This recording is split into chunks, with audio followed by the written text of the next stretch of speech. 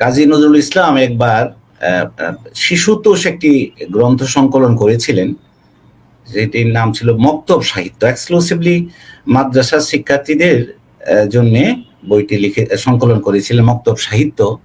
Interesting enough সেই মক্তব সাহিত্যে বিশ্বকবি রবীন্দ্রনাথ ঠাকুরের দুটো কবিতাও সেখানে পাঠ্য ছিল। সেই মক্তব সাহিত্য তিনি উৎসর্গ করেছিলেন। আমরা অনেকে ভুলবশত মনে করি যে সকল মৌলানা মৌলভী সাহেবদেরই নজরুল গালি দিয়েছেন, বকা দিয়েছেন। আসলে তা না, তিনি শ্রদ্ধা করতেন। যারা তিনি মৌলানা সাহেব যারা সত্যিকার ধার্মিক, তাদেরকে সত্যিকার মৌলানা মৌলভী যারা, তাদেরকে তিনি শ্রদ্ধা করতেন। তিনি ওই বইটি উৎসর্গ করেছিলেন নায়েবে নবী মৌলানা সাহেবদের পবিত্র দস্তে মোবারকে। তো ওই যে মক্তব সাহিত্যের 7ম পরিচ্ছেদে একটি রচনা তিনি তার নিজের সংকলন করেছিলেন, শিশুতোষ। সেটা ছিল ঈদের দিনে মদিনায় ঈদ হচ্ছে, চারিদিকে আনন্দ, হাসির ফোয়ারা বয়ে চলছে, নতুন জামা কাপড় পরে সবাই ঈদগাহে যাচ্ছেন।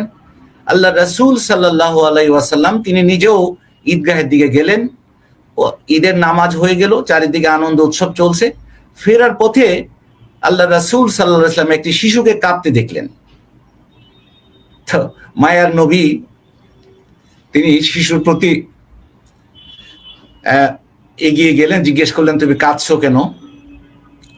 তো শিশুটি তাকে জানালেন যে আমার মা বাবা কেউ নাই দুনিয়াতে, আমি ইয়াতীম, সবাই বাবা মা নিয়ে আনন্দ করছে, আমি কাকে নিয়ে করবো? আমার তো কিছু নাই, গায়ে একটা জামাও না, আমাকে কে জামা দেবে? তখন যিনি সমস্ত সৃষ্টির প্রতি আল্লাহ তাআলার পক্ষ থেকে রহমত, মুহাম্মদ রাসূলুল্লাহ সাল্লাল্লাহু আলাইহি ওয়াসাল্লাম, তিনি বললেন ঠিক আছে, আমারও তো মা বাবা নাই, আমিও তো তোমার মতো ইয়াতীম। তো আমি যদি তোমাকে নিয়ে যাই, আমি যদি তোমার বাবা হই, আয়েশা যদি তোমার মা হয়, আর আমার মেয়ে ফাতেমা যদি তোমার বোন হয়, তোমার কি আপত্তি আছে? চলো আমার সঙ্গে চলো। প্রিয় নবী সাল্লাল্লাহু আলাইহি ওয়াসাল্লাম ওই শিশুটিকে নিজের বাড়িতে নিয়ে গেলেন, তাকে উত্তম আহার পরিবেশন করলেন। আয়েশা সিদ্দিকা রাদিয়াল্লাহু তাআলা আনহা বলেন, দেখো তোমার এক সন্তান নিয়ে এসেছি। তো তাকে দিয়ে ওনারা আপ্যায়ন করলেন, নতুন জামা কাপড় পরালেন। এবং এই যে রাসূলের যে সুন্নাহ, একজন ইয়াতিমের প্রতি, একজন অরফান বয়, নিঃস্ব সন্তানের প্রতি একজন মোমেনের কি দায়িত্ব, এটা কিন্তু আমি মক্তব সাহিত্যের 7ম পরিচ্ছেদের ঈদের দিনে এটা থেকে আমরা পাই। আমরা যে কবিতাটি শুনতে পারলাম না, ম্যাডাম চমৎকার আবৃত্তি করছিলেন, সেখানে শেষের দিকে যে কথাগুলো নজরুল বই বলেছেন, ম্যাডাম যে যান্ত্রিক ত্রুটির কারণে আমরা বঞ্চিত হলাম, আমি না হয় একটু পড়ে দেই একটু রিলেট করার জন্য। ভোগের পেয়ালা উপছায়ে পড়ে তব হাতে, ভোগের পেয়ালা উপছায়ে পড়ে তব হাতে, তৃষ্ণা তুরের হিস্সা রয়েছে সে পেয়ালাতে। এই যে হিস্সার কথাটা এখানে নজরুল শেষের দিকে যে কথাটি বলেছিলেন, তোমারই কামনা রানী, ম্যাডাম যে কবিতা শেষের লাইনটি পড়ার যান্ত্রিক ত্রুটিতে আমরা শুনতে পাই নাই। এখানে তিনি বলেছিলেন যে তোমারই কামনা রানী, যুগে যুগে পশু ফেলছে তোমারে মৃত্যু বিবরে টানি। কামনা রানী যখন আমাকে পেয়ে বসে, আমি কিন্তু মৃত্যু বিবরে যাই, আমি পশু হয়ে যাই। লোভ, এবং বন্ধু তোমার বুক ভরা লোভ, ওই কবিতাতে আছে, বন্ধু তোমার বুক ভরা লোভ, দু চোখে স্বার্থ ঠুলি, নতুবা দেখিতে তোমার সেবিতে দেবতা হয়েছে কুলি।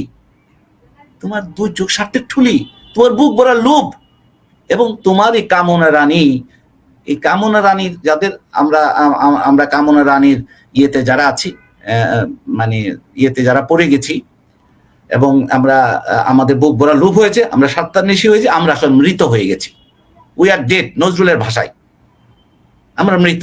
নজরুল বলছেন, জরির পোশাক পরিয়া ধনীরা এসেছে হেতা। ঈদগাহ ইমামকে বলছে, ইমাম তুমি কি এদেরই নেতা?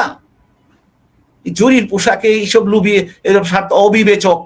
এবং তারপরে এই আবার মৃতের কথা বলছে, নিঙারি হাদিস ফিকা ও কোরআন, এই মৃতদের মুখে অমৃত কিছু দিতে পেরেছো? হাত দিয়ে বলো বুকে। ইমামকে বলছেন ওই যে মৃত, অবিবেচক, লুবি,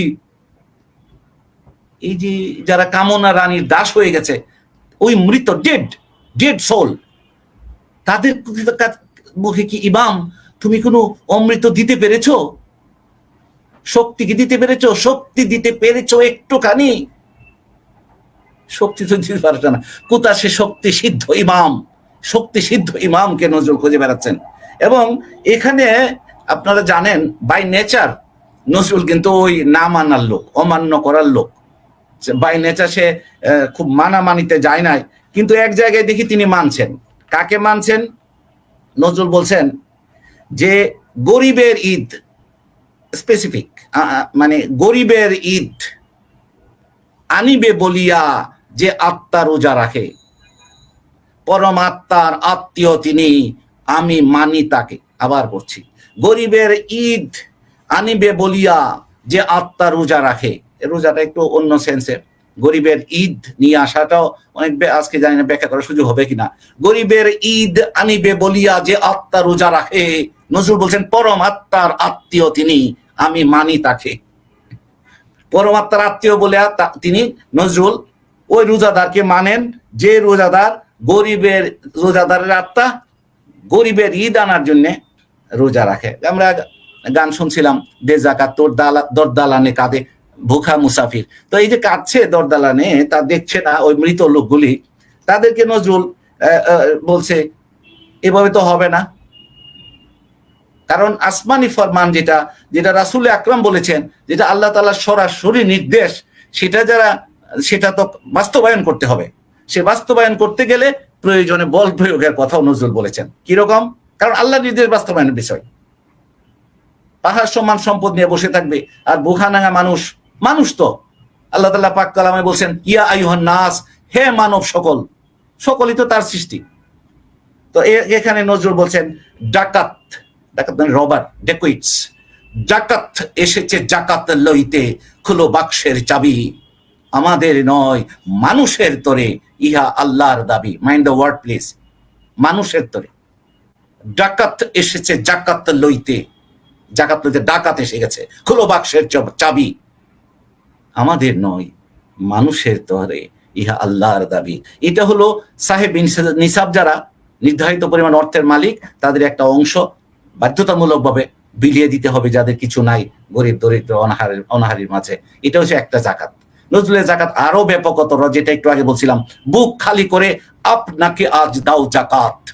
আপনাকে জাকাত, এটা আরো উচ্চ পর্যায়ের কথা, শুধু আর্থিক জাকাত না, সেই জাকাতটা দিতে পারার হক। এখন এখানে নজরুল চমৎকার করে সিঁড়িওয়ালা আর বিড়িওয়ালা, ধনী যারা ভাগ্যবান, বা সরি আমি বলতে চাচ্ছি যারা পুঁজিপতি, লোভী, স্বার্থান্বেষী, অবিবেচক, মৃত ব্যক্তি নজরুলের ভাষায়, তারা সিঁড়িওয়ালা। আর দরিদ্র অসহায় তাদেরকে নজরুল বলছে বিড়িওয়ালা। সিঁড়িওয়ালাদের দুয়ারে এসেছে আজ চাষা মজুর আর বিড়িওয়ালা, তাদের হিস্সা আদায় করিতে তাগিদ দিলেন আল্লাহ তাআলা। তাহলে তাদের হিস্সা কথাটা কিন্তু ওই সঞ্চালক মহোদয় বলে একটু আগে উদ্ধৃতি দিচ্ছিলেন, ভোগের পেয়ালা উপ ছায়ে পড়ে তব হাতে, তৃষ্ণাতুরের হিস্সা রয়েছে সে পেয়ালাতে। ইট ইজ দেয়ার পার্ট, এটা তোমার না।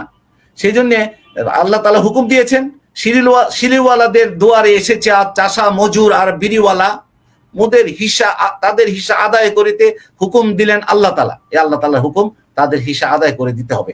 এবং এই হুকুম আল্লাহ তাআলা যে দিয়েছেন, তারা সাহায্য প্রার্থী, সওয়াল করতে আসছে, তারা মুহতাজ হয়েছেন, তুমি ধনী হয়েছে তোমার কাছে, দ্বার খুলো, do not shut down, don't shut your door, open it. দ্বার খুলো সাততলা বাড়িওয়ালা, দেখো কাহারা দান চাহে, দেখো দরজা খুলো, মোদের প্রাপ্য আদায় না করিলে যেতে নাহি দিব ঈদগাহে। It is again challenge